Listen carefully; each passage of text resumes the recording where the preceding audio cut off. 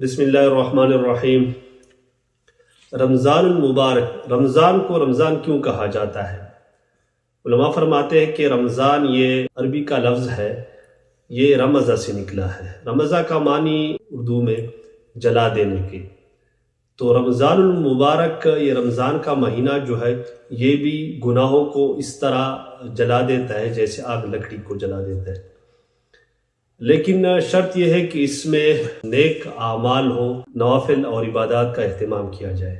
دوسری بات، رمضان المبارک کو اللہ کا مہینہ بھی کہا جاتا ہے، جیسے حدیث مبارکہ ہے رمضان شہر اللہ، رمضان اللہ کا مہینہ ہے، تو اب اس کی نسبت اللہ تعالیٰ کی طرف ہے، اور ظاہر سی بات ہے جس چیز کی نسبت اللہ تعالیٰ کی طرف ہو تو وہ بڑی اہمیت کی حامل ہوتی ہے وہ چیز۔